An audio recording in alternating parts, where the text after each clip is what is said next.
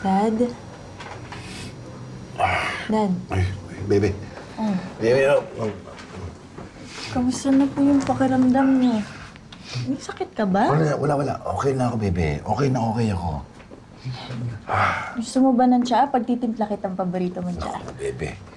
Dito ka lang sa tabi ko eh. Gagaling na ako sigurado. Naku. Pero, baby, sure ka na ba talaga dyan? Dad naman. Siya na kaya yung minahal ko simula nung college pa kami.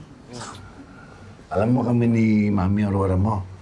5 taong ko siyang niligawan. Tapos 5 taon ulit para magpakasal kami, para sigurado. Eh kung para sa amin eh, baby ka pa rin eh. Parehas na kaya kaming may steady job ni Edwin. Kung para sa akin, aanhin pa namin yung pera namin kung hindi pang adventure for the future. Basta. Parang tiwala doon sa baby kong nagtatrabaho at saka doon sa the best ng boyfriend. Fiancé na, Dad. Yan siya. Oh? Sandali lang nila, hindi pa ako sanay. Ay, naku, ito naman napakamatampuin. Halika na nga, kumain na muna. Oo nga. Ay, ang ate, oh. Halika na. Ay, baka. Sarap yun, eh. Mukhang malamig na nga yun, eh. Pinipilit mo ako, eh. Papaap. O anak ko, tingnan mo. Okay na ako. Gutom lang siguro kanina yun. Dad, pansin ko lang po na parang ngayon na lang po ulit kayo nahihimatay. Bigla ko po tuloy naalala yung kwento sa akin ni Mami nung pinanganak daw ako na himatay din kayo. Totoo ba yun? Eh, buti na nga lang daw, nasa hospital kayo nung time na yun. Tapos, lagi daw rason ng mga doktor, stress daw yung dahilan. Naku! Alam mo, kaya ako inimatay dahil sa tuwa. Dahil pinanganak ka. At inimatay lang ako ulit dahil kakasal na yung baby ko. Alam mo, the best ka talaga eh. Siyempre. Actually, Dad, napag-uusapan na rin namin ni Edwin yan eh. Pansin ko kahit ako, kabado rin ako sa pag-move on. Kasi nga, di ba, lahat ng nakakapanibago sa buhay, nakakatakot din. Ano?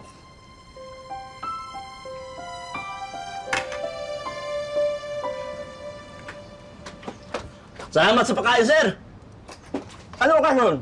Mamaya pa yan eh, kinain mo na kagad. Ang takaw mo talaga. Trabaho muna ba tayo? Sige, sir. Bukuhan lang ako ulit mamaya. Ba't mo nga yung telepono ko? Pa-flashlightan ko lang to. Na. Yun pala! Ano nakakatawa? Congrats, sir! Ano nakakatawa? Ikakasal na pala si Milana. Kaya pala may pagkain.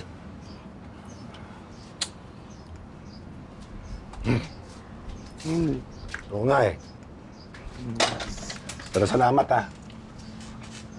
Sir, bakit malungkot? Paano naman eh, nawala na nga si Aurora. Parang mawawala na rin si baby ko eh. Sir, hindi mawala si baby mo. Lagi naman dyan yan. Tinan mo tong anak kong si Amazona, sir. Nag-asawa ng Australiano. Nagpapadala nga ng pera, pero hindi na bumabalik sa Pilipinas. Masyado daw mainit dito. Hindi na bumalik? Hindi na. Natural lang yun sa mga bata, sir. Makatikim ng kalayaan, ayaw nang bumalik dito. Ito naman si Alexa, sir. Nasa Laguna lang, mga lapit-lapit lang. Doon nakabili ng bahay ng nag-asawa. Mura lang daw kasi doon. Teka, nalilito kasi. Paano naging Amazona si Marco? Paano naging Alexa si Alex? Tama na. Eh, buwibisita naman yata sa'yo eh. Eh, hindi nga eh. Wala na rin silang oras sa akin, sir. Busy na sa mga anak nila, sir. 3 na kasi, sir eh. Trabaho, anak nila, alam mo na yun. Ibig sabihin eh, hindi na nakikipagkita sa'yo? Hindi na, sir. Nakakalungkot nga, sir eh. Nakakalimutan na nila ako, sir.